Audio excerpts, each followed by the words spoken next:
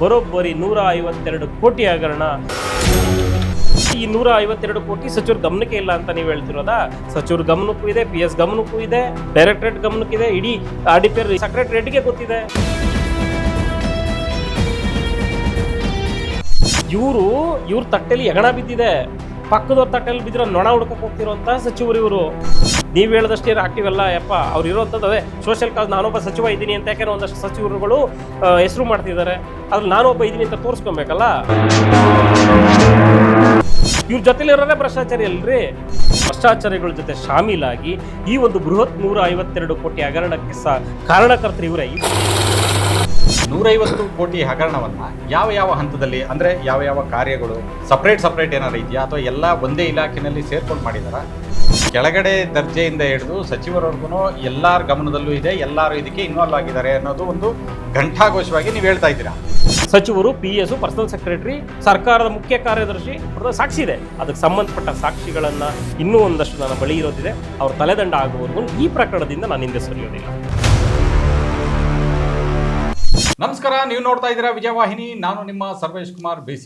ಮಹಾತ್ಮ ಗಾಂಧಿ ನರೇಗಾ ಯೋಜನೆ ಅಡಿಯಲ್ಲಿ ರಾಯಚೂರು ಜಿಲ್ಲೆಯ ದೇವದುರ್ಗ ತಾಲೂಕಿನಲ್ಲಿ ಗ್ರಾಮ ಪಂಚಾಯಿತಿ ವ್ಯಾಪ್ತಿಯಲ್ಲಿ ಬರ್ತಕ್ಕಂಥ ಹಗರಣವನ್ನ, ಬಹುಕೋಟಿ ಹಗರಣ, ಬರೀ ಹಗರಣ ಅಲ್ಲ, ಬಹುಕೋಟಿ ಹಗರಣವನ್ನ ನಿಮ್ಮ ಮುಂದೆ ತೆರೆದಿಡುವಂತಹ ಪ್ರಯತ್ನವನ್ನ ಮಾಡ್ತಾ ಇದ್ದೇವೆ.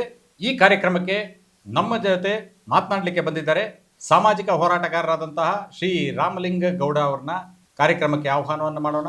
ನಮಸ್ಕಾರ ರಾಮಲಿಂಗೇಗೌಡ್ರೆ. ರಾಮಲಿಂಗೇಗೌಡ್ರೆ, ರಾಯಚೂರು ಜಿಲ್ಲೆ ದೇವದುರ್ಗ ತಾಲೂಕಿನ ಗ್ರಾಮ ಪಂಚಾಯಿತಿಗಳಲ್ಲಿ ನಡೆದಿರ್ತಕ್ಕಂಥ ಬಹುಕೋಟಿ ಹಗರಣವನ್ನ ನೀವು ಬೆಳಕಿಗೆ ತಂದಿದ್ದೀರಿ. ಏನಿದು ಪ್ರಮುಖವಾದಂಥ ಆರೋಪ ಏನು?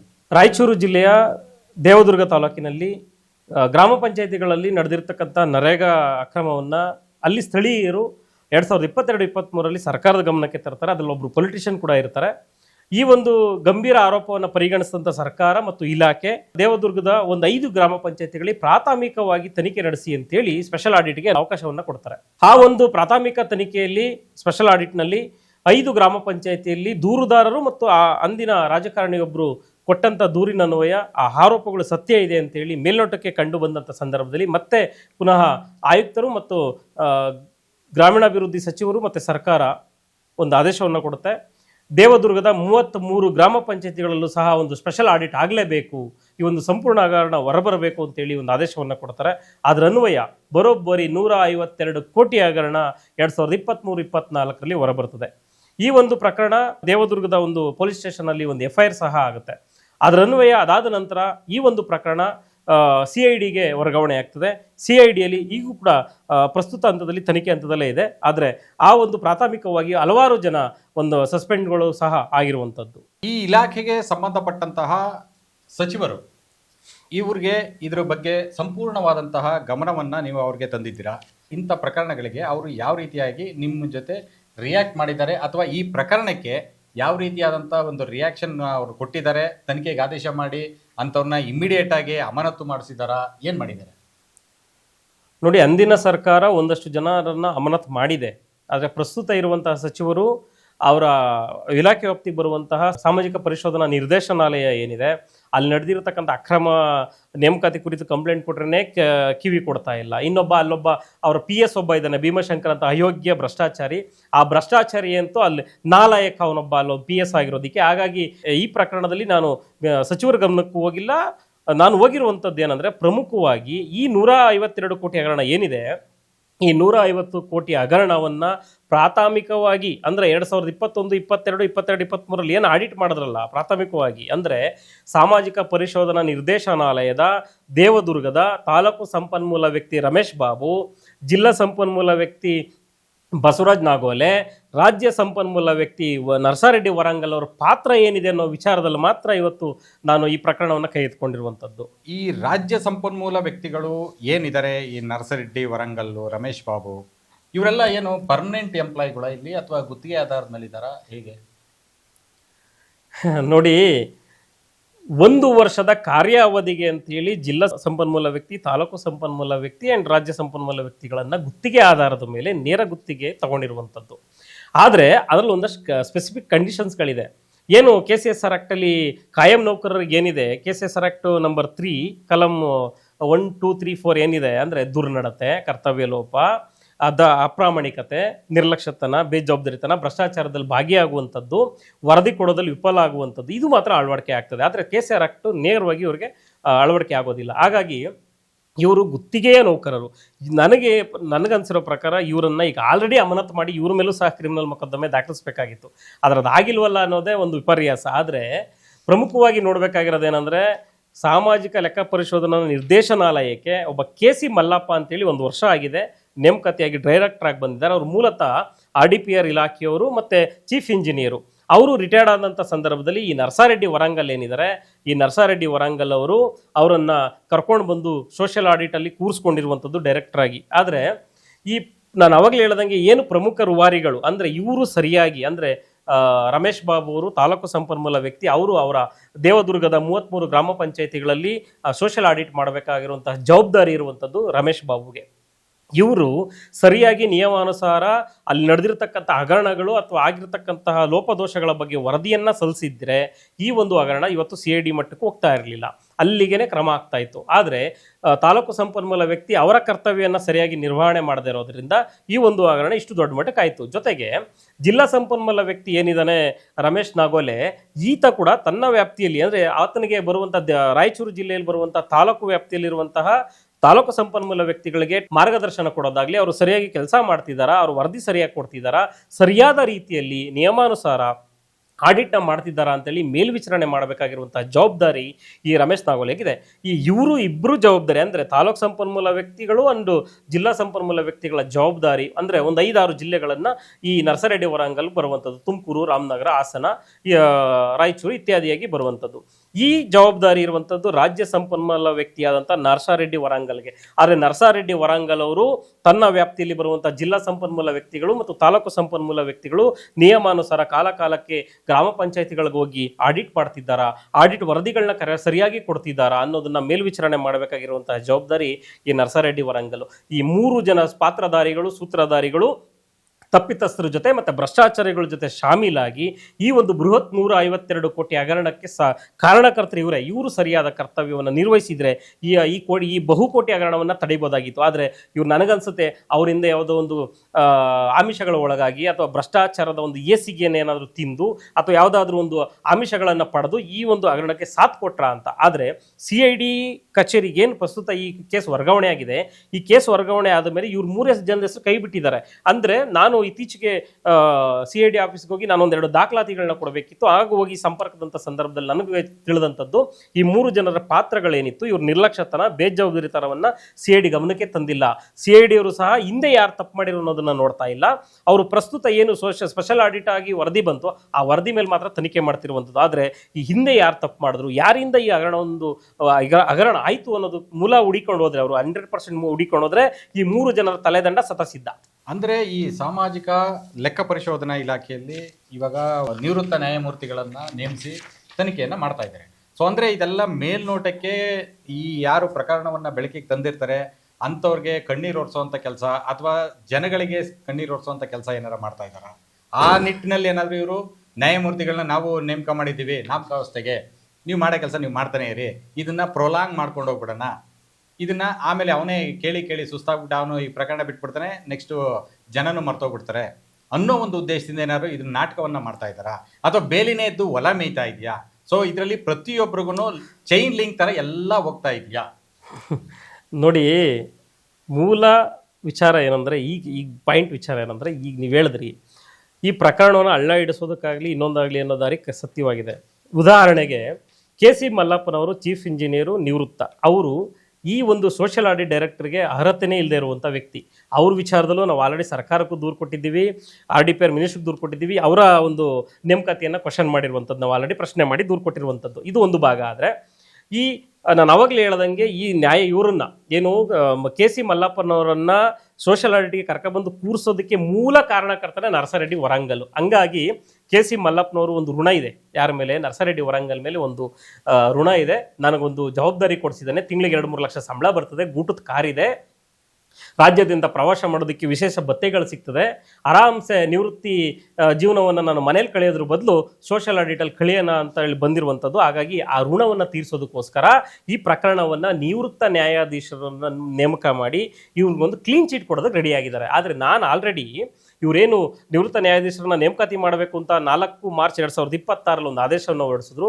ಈ ಆದೇಶವನ್ನು ಪ್ರಶ್ನಿಸಿ ನಾನು ಆಲ್ರೆಡಿ ಆಯುಕ್ತರಿಗೆ ಮತ್ತು RDPR ಸೆಕ್ರೆಟರಿಗೂ ಕೂಡ ನಾನು ಗಮನ ತಂದಿದ್ದೀನಿ. ಇದು ಕಾನೂನು ಬಾಹಿರ. ನಿವೃತ್ತ ನ್ಯಾಯಾಧೀಶರನ್ನ ನೇಮಕಾತಿ ಮಾಡೋದಕ್ಕೆ ಅವಕಾಶನೇ ಇಲ್ಲ. ಯಾಕೆ ಅಂದರೆ ಈ 3 ಜನರಿಗೆ KCSR ಆ್ಯಕ್ಟ್ ಅಳವಡಿಕೆನೇ ಆಗೋದಿಲ್ಲ. ಹಂಗಿದ ಮೇಲೆ ಇವರು ಕಾಯಂ ನೌಕರರೂ ಅಲ್ಲ. ನಾಳೆ ಅಂದರೆ ನಾಳೆ ಆಚೆಗೆ ಹೋಗಬೇಕು, ಇವತ್ತಂದ್ರೆ ಇವತ್ತು ಆಚೆಗೆ ಹೋಗಬೇಕು. ಅಂಥ ವ್ಯಕ್ತಿಗಳಿಗೆ ಇವರು ನಿವೃತ್ತ ನ್ಯಾಯಾಧೀಶರ ನೇಮಕಾತಿ ಮಾಡಿರೋ ಉದ್ದೇಶ ಒಂದೇ ಒಂದು, ನಾನು ಆವಾಗಲೇ ಹೇಳ್ದಂಗೆ ಋಣ ತೀರಿಸಬೇಕು. ಯಾವ ರೀತಿ ಋಣ ತೀರಿಸಬೇಕು ಅಂದರೆ ಈ ಒಂದು ಪ್ರಕರಣವನ್ನು ನಿವೃತ್ತ ನ್ಯಾಯಾಧೀಶರಿಗೆ ನೇಮಿಸುವಂಥದ್ದು, ಅದರಲ್ಲಿ ಇವ್ರ ಪಾತ್ರನೇ ಏನೂ ಇಲ್ಲ ಅಂತೇಳಿ ಕ್ಲೋಸ್ ಮಾಡಿ ಇವರನ್ನ ಕ್ಲೀನ್ ಚಿಟ್ ಕೊಟ್ಟು ಮತ್ತೆ ಒಂದು ಹೊಸ ಹಗರಣಕ್ಕೆ ಪ್ಲಾನ್ ಮಾಡ್ತಿರ್ಬೋದು ಅಂತ ನನಗನ್ನಿಸ್ತದೆ. ಹಾಗಾಗಿ ಈ ನಿವೃತ್ತನ ಏನು ಪ್ರಸ್ತುತ KC ಮಲ್ಲಪ್ಪನವರು ಡೈರೆಕ್ಟರ್ ಆಗಿದ್ದಾರೆ, ಇವರು ಒಂದು ಆದೇಶವನ್ನು ಹೊರಡಿಸಿದ್ದಾರೆ. ಮಾರ್ಚ್ 4ನೇ ತಿಂಗಳಲ್ಲಿ ನಿವೃತ್ತ ನ್ಯಾಯಾಧೀಶರನ್ನ ನೇಮಕಾತಿ ಮಾಡಿರೋ ವಿಚಾರದಲ್ಲಿ ಇದು ಸಂಪೂರ್ಣ ಕಾನೂನು ಬಾಹಿರ. ಈಗಲಾರು ಎಚ್ಚೆತ್ತುಕೊಂಡು ಅವರು ಇದನ್ನ ವಾಪಸ್ ಪಡಿತಾರೆ ಅಂತ ಅನ್ಕೊಂಡಿದ್ದೀನಿ. ನೋಡೋಣ, ಅಥವಾ ಋಣ ತೀರಿಸಿಯೇ ನಾನು ಹೋಗ್ತೀನಿ ಅಂತಾರ, ಅಥವಾ ಋಣ ತೀರಿಸಿದೇನೆ ನಾನು ಪಾರದರ್ಶಕತೆಯಿಂದ ನಾನು ಕೆಲಸ ಮಾಡ್ತೀನಿ ಅಂತಾರ, ಕಾದು ನೋಡಬೇಕಿದೆ. ಸೊ ಅಂದರೆ ಈ ಬಹುಕೋಟಿ ಹಗರಣ ಒಂದು 150 ಕೋಟಿ ಹಗರಣ ಅಂತ ಹೇಳಿದ್ರಿ. ಆ 150 ಕೋಟಿ ಹಗರಣವನ್ನು ಯಾವ ಹಂತದಲ್ಲಿ, ಅಂದರೆ ಯಾವ ಕಾರ್ಯಗಳು ಸಪ್ರೇಟ್ ಏನಾರು ಇದೆಯಾ, ಅಥವಾ ಎಲ್ಲ ಒಂದೇ ಇಲಾಖೆಯಲ್ಲಿ ಸೇರ್ಕೊಂಡು ಮಾಡಿದಾರಾ? ಅಲ್ಲ, ಒಂದೇ ಇಲಾಖೆ ಅಂತಲ್ಲ ನೋಡಿ. ಪ್ರತಿ ಗ್ರಾಮ ಪಂಚಾಯತಿಲಿ ಸೋಷಿಯಲ್ ಆಡಿಟ್ ಆಗುತ್ತೆ. ಅದಕ್ಕೆ ಅಂತಲೇ ಸಾಮಾಜಿಕ ಪರಿಶೋಧನಾ ನಿರ್ದೇಶನಾಲಯ ಅಂತೇಳಿ ಒಂದು ಸಪ್ರೇಟ್ ಆಗಿ ಒಂದು ಡೈರೆಕ್ಟರೇಟ್ನ ಸಂಘವನ್ನು ರಿಜಿಸ್ಟರ್ ಮಾಡಿರುವಂಥದ್ದು. ಅದಕ್ಕೆ ಅಧ್ಯಕ್ಷರು CS ಇರ್ತಾರೆ, ಮತ್ತು ಡೈರೆಕ್ಟ್ರು ಬಂದು ನಿರ್ದೇಶಕರು ಇರ್ತಾರೆ. ಅಲ್ಲಿ ಈ ನಿರ್ದೇಶಕರ ಇದುವರೆಗೂ ಏನು 2012-13 ಈ ಒಂದು ಸೋಷಿಯಲ್ ಆಡಿಟ್ ಸ್ಥಾಪನೆ ಆಯಿತು, ಅಲ್ಲಿಂದ ಇಲ್ಲಿವರೆಗೂ ಅಲ್ಲಿ ಆ ಕುರ್ಚಿಗೆ ಕೂತಂಥ ವ್ಯಕ್ತಿಗಳು ಬಹುತೇಕ IASಗಳೇ. ಯಾರು KS ಕೇಡರೆ ಯಾರು ಕೂತ್ಕೊಂಡಿಲ್ಲ. ಕಂಪ್ಲೀಟ್ ಕೂತಿರುವಂಥದ್ದು ಇಲ್ಲ ನಿವೃತ್ತ IAS ಅಧಿಕಾರಿಗಳು ಅಥವಾ ಹಾಲಿ IAS ಅಧಿಕಾರಿಗಳು. ಈ ಮಲ್ಲಪ್ಪ ಬರೋದಕ್ಕೆ ಮುಂಚೆನೆ ಕೋಲಾರ DC ಆಗಿದ್ದಂತಹ ಪದ್ಮ ಬಸಂತಪ್ಪನವರು ಕೂತಿದ್ರು. ಪದ್ಮ ಬಸಂತಪ್ಪವರು ವೆರಿ ಕ್ಲಿಯರ್ ಆಗಿ ಹೇಳಿದ್ರು, ಅವರು ಡೆಲ್ಲಿಗೆ ಒಂದು ಟ್ರೈನಿಂಗ್ಗೆ ಹೋಗ್ತಾರೆ. ಟ್ರೈನಿಂಗ್ ಹೋಗುವಂಥ ಸಂದರ್ಭದಲ್ಲಿ ಒಂದು ನೋಟ್ ಶೀಟನ್ನು ಬರೆದೋಗಿರ್ತಾರೆ. ನರ್ಸರೆಡ್ಡಿ ವರಂಗಲ್ನ ಅಮಾನತು ಮಾಡೋದಕ್ಕೆ ಫೈಲ್ ರೆಡಿ ಮಾಡಿರ್ತಾರೆ. ಆದರೆ ನರ್ಸರೆಡ್ಡಿಗೆ ಅಲ್ಲೇ ಕೆಲಸ ಮಾಡ್ತಿರುವಂಥದ್ದು, ನರ್ಸರೆಡ್ಡಿ ಸೋಷಿಯಲ್ ಡೈರೆಕ್ಟರೇಟಲ್ಲೇ ಬೆಂಗಳೂರಲ್ಲಿ ಕೆಲಸ ಮಾಡ್ತಿರೋದ್ರಿಂದ ಆತನ ಗೊತ್ತಾಯಿತು ಪದ್ಮ ಬಸಂತಪ್ಪನವರು ಏನು ಡೆಲ್ಲಿಗೆ ಒಂದು ಟ್ರೈನಿಂಗ್ಗೆ ಅಂತ ಹೋದ್ರು. ಅವ್ರು ಬರೋಷ್ಟೊಳಗೆ ಆಲ್ರೆಡಿ ಒಬ್ಬ ನಿವೃತ್ತ ಚೀಫ್ ಇಂಜಿನಿಯರು ನಮ್ಮ KC ಮಲ್ಲಪ್ಪನವ್ರನ್ನ ಕರ್ಕೊಂಡ್ಬಂದು ಕೂರಿಸ್ಕೊಂಡೇ ಬಿಟ್ರಲ್ಲ. ಪದ್ಮ ಬಸಪ್ಪನಿಗೆ ಒಂದು ಶಾಕ್ ಆದಂಗೆ ಆಗೋಯ್ತು. ಇದೇನಪ್ಪ, ನಾನು ಡೆಲ್ಲಿಯಿಂದ ಹೋಗಿ ಬರೋಷ್ಟೊಳಗೆ ಆಲ್ರೆಡಿ ಒಬ್ರು ಕೂತಿದ್ದಾರೆ ಅಂತೇಳಿ.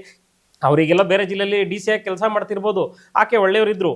ಅವ್ರೇನಾದ್ರು ಒಂದು ವೇಳೆ ಮುಂದುವರೆದಿದ್ರೆ ಈ 3 ಜನರ ತಲೆದಂಡ ಯಾವತ್ತೂ ಆಗ್ತಿದ್ದು. ಆದರೆ ಈ 3 ಜನರ ತಲೆದಂಡ ಆಗುತ್ತೆ ಅಂತಾನೆ ಪದ್ಮ ಬಸಂತಪ್ಪನವ್ರಿಗೆ ಕೊಟ್ಟಿ ಈ ಒಂದು ಅಧಿಕಾರಿನ ಕರ್ಕೊಬಂದು ಕೂರಿಸಿರುವಂಥದ್ದಲ್ಲಿ. ಸೊ ಇಷ್ಟೆಲ್ಲ ಪ್ರಕರಣಗಳು ನಡೆದ ಮೇಲೆ ಸನ್ಮಾನ್ಯ ಸಚಿವರನ್ನ ನೀವು ಯಾಕೆ ಭೇಟಿ ಆಗಬಾರ್ದು? ಯಾಕೆಂದರೆ ಇಲಾಖೆನಲ್ಲಿ ಯಾವುದೇ ನೀವು ಹಂತದಲ್ಲಿ ನೀವು ಎಷ್ಟೇ ಜನಕ್ಕೆ ದೂರುಗಳು ಕೊಟ್ಟರು ಯಾರು ಇದನ್ನು ಸರಿಯಾದ ರೀತಿಯಲ್ಲಿ ಗಮನ ಹರಿಸ್ತಾ ಇಲ್ಲ, ಕಾಲಹರಣವನ್ನು ಮಾಡ್ತಾ ಇದ್ದಾರೆ.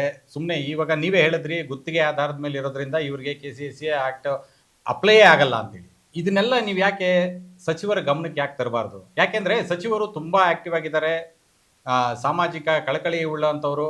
ಈ ಕೆಲವೊಂದು ವಿಚಾರಗಳನ್ನು ಪ್ರಮುಖ ಮಾಧ್ಯಮದ ಮುಂದೆ ಬಂದು ಎತ್ತಿಡಿತಾರೆ. ಅಂಥ ಸಚಿವರಿಗೆ ನೀವ್ಯಾಕೆ ಈ ಪ್ರಕರಣವನ್ನು ಗಮನಕ್ಕೆ ತರಬಾರ್ದು?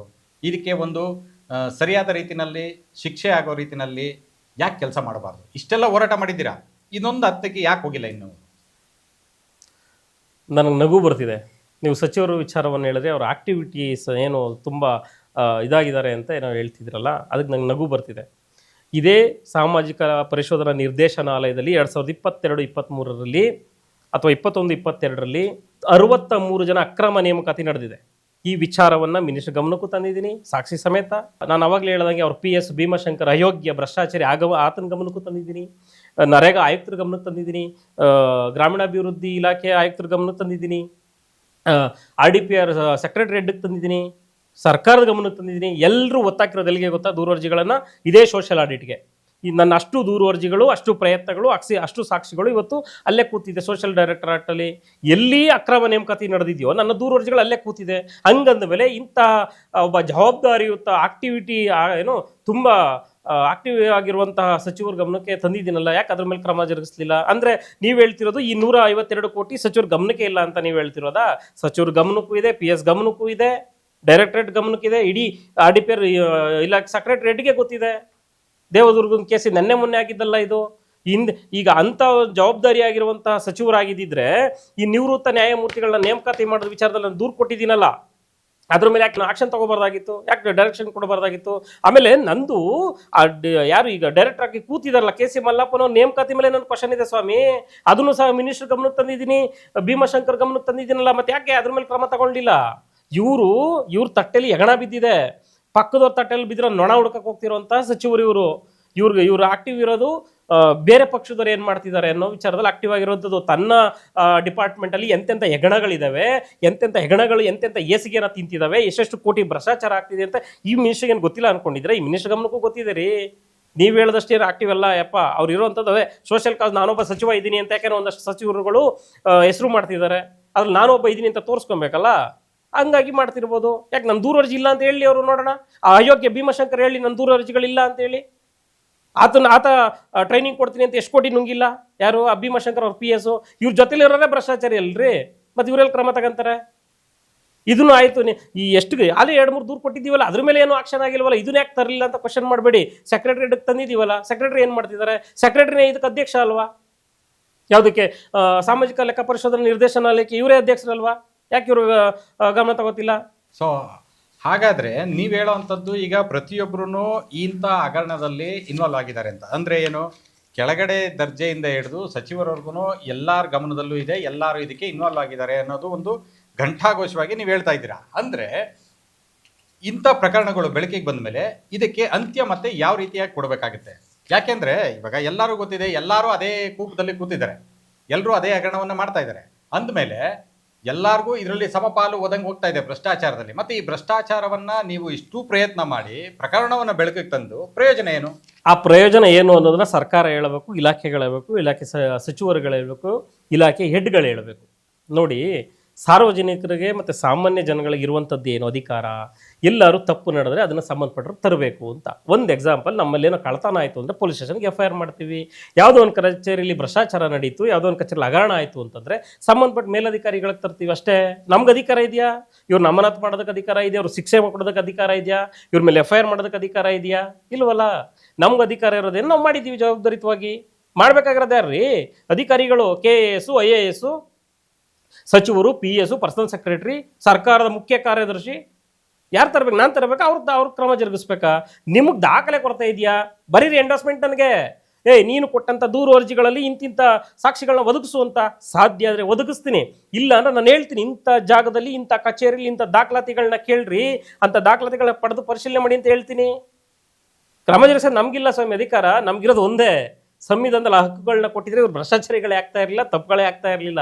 ನಮ್ಗೆ ಅವಕಾಶ ಇಲ್ಲ. ನಮ್ಗಿರುವಂಥ ಅವಕಾಶ ತಪ್ಪು ಕಂಡಿಡಿದು ಯಾರ ಗಮನ ತರಬೇಕು, ಸಾಕ್ಷಿಗಳು ಸಿಕ್ಕರೆ ತಗೊಂಡೋಗಿ ಕೊಡಬೇಕು. ಇವತ್ತು ಸಾಕ್ಷಿಗಳನ್ನು ನೀವು ಹೇಳ್ತಿದ್ದೀರಿ, ಅಕ್ರಮ ನೇಮಕಾತಿ ಕುರಿತು ನಾನು ಅವಾಗಲೇ ಹೇಳಿದಂಥ ವಿಚಾರದಲ್ಲಿ ಸತತ 1.5 ವರ್ಷದಿಂದ ದಾಖಲಾತಿಗಳನ್ನ ಸಂಗ್ರಹ ಮಾಡಿರೋದು. 1.5 ವರ್ಷ ತಗೊಂಡಿದೆ. ಯಾಕೆ ಕೊಡಲಿಲ್ಲ ಇವ್ರು ಗೊತ್ತಿತ್ತು ಕೊಟ್ಟರೆ ತಲೆದಂಡ ಆಗುತ್ತೆ ಅಂತ. ಈಗ ಹಾಗೆ ಆಗುತ್ತೆ ಬಿಡಿ, ಅದು ಆಲ್ರೆಡಿ ಆ ಕೇಸ್ ಕೋರ್ಟ್ಗೂ ಹೋಗಾಯ್ತು, ಈಗ ನ್ಯಾಯಾಲಯದ ಹಂತದಲ್ಲಿದೆ. ಅದ್ರ ಬಗ್ಗೆ ಹೆಚ್ಚಿಗೆ ಮಾತಾಡೋದು ಬೇಡ. ನೀವು ಹೇಳೋದು ವಿಚಾರಕ್ಕೆ ಸಾಕ್ಷಿಗಳನ್ನು ತಂದು ಕೊಟ್ಟಿದ್ದೀವಿ, ಸಾಕ್ಷಿ ಸಮೇತ ಕೊಟ್ಟಿದ್ದೀವಿ.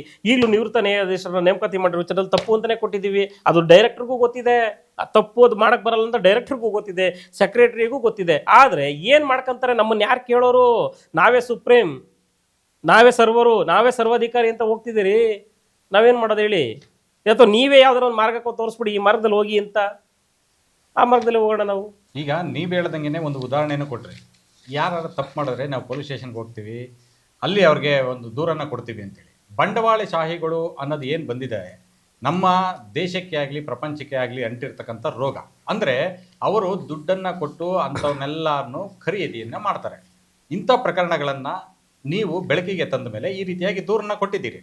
ಈಗ ಇಷ್ಟೆಲ್ಲ ಪ್ರಕರಣಗಳು ನಡೆದ್ರು, ಎಲ್ಲ ರೀತಿಯಲ್ಲೂ ಎಲ್ಲ ಇಲಾಖೆಯಲ್ಲಿ ನಡೀತಾ ಇರೋ ರೀತಿಯಲ್ಲೇ ಎಲ್ಲರೂ ಹೈಯರ್ ಆಫೀಸರ್ಗಳು ಏನು ಮಾಡಿರ್ತಾರೆ, ಒಂದು ತನಿಖಾ ತಂಡವನ್ನು ರಚಿಸ್ತಾರೆ, ಒಂದಷ್ಟು ದಿನ ಪ್ರೊಲಾಂಗ್ ಮಾಡ್ತಾರೆ, ಆಮೇಲೆ ಆ ತನಿಖೆಯನ್ನು ಕೈ ಬಿಡ್ತಾರೆ, ಇಲ್ಲ ಒಂದು ಬಿ ರಿಪೋರ್ಟ್ ಹಾಕ್ಬಿಟ್ಟು ಕ್ಲೀನ್ ಚಿಟ್ ಅಂತೇಳಿ ಕೊಡ್ತಾರೆ. ಸೊ ಇದೇ ಅವಾಗಿಂದನೂ ನಡ್ಕೊ ಬಂದಿರತಕ್ಕಂಥದ್ದು. ಬಟ್ ನಾವು ಯಾವುದೇ ಒಂದು ಪ್ರಕರಣವನ್ನು ಬೆಳಕಿಗೆ ತಂದ ಮೇಲೆ ಅದಕ್ಕೆ ಒಂದು ತಾರ್ಕಿಕ ಅಂತ್ಯವನ್ನು ಕಾಣೋ ರೀತಿಯಲ್ಲಿ ಕೆಲಸವನ್ನು ಮಾಡ್ತಾ ಇದ್ದಾರೆ. ಯಾರು ಎಲ್ಲ ಒಂದು ಸಾಮಾಜಿಕ ಕಳಕಳಿ ಇಟ್ಕೊಂಡಿರ್ತಕ್ಕಂತಹ ಹೋರಾಟಗಾರರು. ಆ ನಿಟ್ಟಿನಲ್ಲಿ ನೀವು ಹೋರಾಟವನ್ನು ಭಾಳ ವರ್ಷಗಳಿಂದ ಮಾಡ್ಕೊಂಡು ಬಂದಿದ್ದೀರಾ. ಈ ಪ್ರಕರಣಕ್ಕೆ ನಿಮ್ಮ ಮುಂದಿನ ಹೋರಾಟ ಯಾವ ರೀತಿಯಾಗಿರುತ್ತೆ?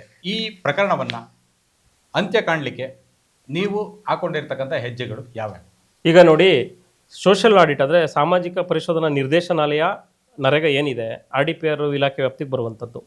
ACS ಅವಾಗಲೇ ಹೇಳ್ದಂಗೆ ACS ಅಧ್ಯಕ್ಷರಾಗಿರ್ತಾರೆ, ಡೈರೆಕ್ಟರ್ಗಳು ಇರ್ತಾರೆ. ಇದಕ್ಕೆ ಇವರ ನೇಮಕಾತಿಗೂ ಕೂಡ ನರೇಗಾ ಆಯುಕ್ತರು ಕೂಡ ಸದಸ್ಯರಾಗಿರ್ತಾರೆ, ಯಾರನ್ನಾರು ನೇಮಕಾತಿ ಮಾಡಬೇಕು ಅಂದರೆ. ಈಗ 2021-22ರಲ್ಲಿ ಏನು 63 ಜನ ಅಕ್ರಮ ನೇಮಕಾತಿ ಆಯಿತು, ಆ ವಿಚಾರನ ನಾನು ಆಲ್ರೆಡಿ ಕೋರ್ಟ್ ಗಮನಕ್ಕೆ ಹೋಗಿದ್ದೀನಿ. ಅಂದರೆ ಏನು ಮಾಡ್ತೀನಿ ಅನ್ನೋ ವಿಚಾರದಲ್ಲಿ ನಾನು ಸಾಕಷ್ಟು ದೂರುಗಳು ಕೊಟ್ವಿ, ಸಾಕಷ್ಟು ಕಚೇರಿಗಳನ್ನ ಅಲ್ದ್ವಿ, ಯಾರೂ ಕ್ರಮ ಜರುಗಿಸ್ಲಿಲ್ಲ. ಹಂಗಾಗಿ ನಾನೇನು ಮಾಡಿದೆ, ನಾನು ನ್ಯಾಯಾಲಯದಲ್ಲಿ ನಂಬಿಕೆ ಇಟ್ಟು ನ್ಯಾಯಾಲಯದಲ್ಲಿ ದಾಖಲಾಗಿರುವಂಥದ್ದು. ಈಗ ನ್ಯಾಯಾಲಯ ಏನು ತೀರ್ಪು ಕೊಡ್ತದೆ ಸಾಕ್ಷಿ ಇದೆ, ನಾನು ಅದರ ಗೆಲ್ತೀನಿ ಅನ್ನೋದು ನನಗೆ ಗೊತ್ತಿದೆ. ಯಾಕೆಂದರೆ 4,000 ಪುಟಗಳನ್ನು ದಾಖಲಾತಿಗಳನ್ನ ಕ್ರೋಢೀಕರಿಸಿ ತಗೊಂಡೋಗಿ ಕೋರ್ಟ್ಗೆ ಹಾಕಿರುವಂಥದ್ದು, ಏನು ಸಣ್ಣ ಪುಟ್ಟ ಡಾಕ್ಯುಮೆಂಟ್ ಅಲ್ಲ. ಅದಕ್ಕೆ ನನಗೆ 1.5 ವರ್ಷ ಹಿಡ್ಕೊತು. ಅಂದಮೇಲೆ ಅದೊಂದು ಪಕ್ಕ. ಆದರೆ ಇನ್ನೊಂದು ವಿಚಾರ ಅಂದರೆ ಈ ದೇವದುರ್ಗದ ಕೇಸು. ಈ ದೇವದುರ್ಗದ ಕೇಸಲ್ಲಿ CID ತನಿಖೆ ಹಂತದಲ್ಲಿ ಇರೋದ್ರಿಂದ ನಾನೇನು ಮಾಡ್ಲಿಕ್ಕೆ ಬರೋದಿಲ್ಲ. ಆದರೆ ನನಗೆ 2 ಆಪ್ಷನ್ ಇರುವಂಥದ್ದು. ಏನು, ನಿವೃತ್ತ ನ್ಯಾಯಾಧೀಶರನ್ನು ನೇಮಕಾತಿ ಮಾಡಿರೋದು, ಇವ್ರನ್ನ ಕ್ಲೀನ್ ಚೀಟ್ ಕೊಡೋದಕ್ಕೆ. ಈ ವಿಚಾರದಲ್ಲಿ ನಾನು ಅಲ್ಲಿವರೆಗೂ ಕಾನೂನು ಹೋರಾಟ ಮಾಡೋದಕ್ಕೆ ಅವಕಾಶ ಇದೆ, ಅಲ್ಲಿವರೆಗೂ ನಾನು ಈ ವಿಚಾರದಲ್ಲಿ ಕಾನೂನು ಹೋರಾಟ ಮಾಡ್ತೀನಿ. ಈ 3 ಜನರ ತಲೆದಂಡ ಆಗೋವರೆಗೂ ಈ ಪ್ರಕರಣದಿಂದ ನಾನು ಇರ್ತೀನಿ. ಆದರೆ ದೇವದುರ್ಗದಲ್ಲಿ ನಡೆದಂಥ ಪ್ರಕರಣಕ್ಕೂ ನನಗೂ ಸಂಬಂಧ ಇಲ್ಲ. ಆದರೆ ಆ ಒಂದು ಪ್ರಕರಣ ಹೊರಗಡೆ ಬಂತು, ಯಾರೋ ಸ್ಥಳೀಕರು ಆ್ಯಂಡ್ ರಾಜಕಾರಣಿ ಮಾಡಿದಂಥ ಒಂದು ಕೆಲಸಕ್ಕೆ ಇವತ್ತು 152 ಕೋಟಿ ಹಣ ಆಚೆಗೆ ಬಂದಿದೆ. ಆದರೆ ಆ ಪ್ರಮುಖ ರೂವಾರಿಗಳೇನಿದ್ರು, ನಾನು ಆಗಲೇ ಹೇಳ್ದಂಗೆ ರಮೇಶ್ ಬಾಬು, ಬಸವರಾಜ್ ನಾಗೋಲೆ ಆ್ಯಂಡ್ ದರ್ಸಾರೆಡ್ಡಿ ವರಂಗಲ್, ಈ 3 ಜನ ಕಲ್ಪ್ರೇಟ್ಸ್ಗಳೇನಿದ್ದಾರೆ, ಈ 3 ಜನರ ತಲೆದಂಡ ಆಗೋವರೆಗೂ ಈ ಪ್ರಕರಣದಿಂದ ನಾನು ಹೋಗೋದಿಲ್ಲ. ಅದಕ್ಕೆ ಸಂಬಂಧಪಟ್ಟ ಸಾಕ್ಷಿಗಳನ್ನು ಇನ್ನೂ ಒಂದಷ್ಟು ನನ್ನ ಬಳಿ ಇರೋದಿದೆ, ಇನ್ನೊಂದಷ್ಟು ಡಾಕ್ಯುಮೆಂಟ್ಗಳನ್ನ ಕಲೆ ಹಾಕಿ ಅವ್ರ ತಲೆದಂಡ ಆಗೋವರೆಗೂ ಈ ಪ್ರಕರಣದಿಂದ ನಾನು ಹಿಂದೆ ಸರಿಯೋದಿಲ್ಲ. ಇಂಥ ಪ್ರಕರಣಗಳನ್ನು ಬೆಳಕಿಗೆ ಬಂದ ಮೇಲೆ ನಿಮಗೆ ಜಯ ಸಿಗೋದು ಅಂದರೆ ಯಾವ ರೀತಿ? ಈ ಪ್ರಕರಣದ ರೂವಾರಿಗಳೇನಿದ್ದಾರೆ, ಭ್ರಷ್ಟಾಚಾರಿಗಳೇನಿದ್ದಾರೆ, ಅವರು ಅಮಾನತುಗೊಳ್ಳಬೇಕು, ಅವರಿಗೆ ಸರಿಯಾದ ಕಾನೂನು ರೀತಿಯಾದಂಥ ಶಿಕ್ಷೆ ಆಗಲೇಬೇಕು. ಈ ಒಂದು ಪ್ರಕರಣವನ್ನು ಉದಾಹರಣೆಯಾಗಿ ಇಟ್ಕೊಂಡು ಎಲ್ಲ ಇಲಾಖೆಯಲ್ಲಿ ಇರ್ತಕ್ಕಂತಹ ಕಾರ್ಯವನ್ನು ನಿರ್ವಹಿಸ್ತಾ ಇರ್ತಕ್ಕಂತಹ ಎಲ್ಲ ಸರ್ಕಾರಿ ಅಧಿಕಾರಿಗಳು ಇದನ್ನು ಉದಾಹರಣೆಯಾಗಿ ಇಟ್ಕೊಂಡು ಪ್ರಾಮಾಣಿಕವಾಗಿ ಇನ್ನು ಮುಂದೆಯಾದರೂ ಕೆಲಸವನ್ನು ನಿರ್ವಹಿಸಲಿ, ನಿಮ್ಮ ಹೋರಾಟಕ್ಕೆ ಜಯ ಸಿಗಲಿ ಅಂತ ನಮ್ಮ ಕಾರ್ಯಕ್ರಮದ ಮೂಲಕ ಆಶಿಸ್ತೀವಿ. ಇದುವರೆಗೂ ನಮ್ಮ ಕಾರ್ಯಕ್ರಮದಲ್ಲಿ ಪಾಲ್ಗೊಂಡಿದ್ದಕ್ಕೆ ತಮಗೆ ಹೃತ್ಪೂರ್ವಕವಾದಂಥ ಧನ್ಯವಾದಗಳು.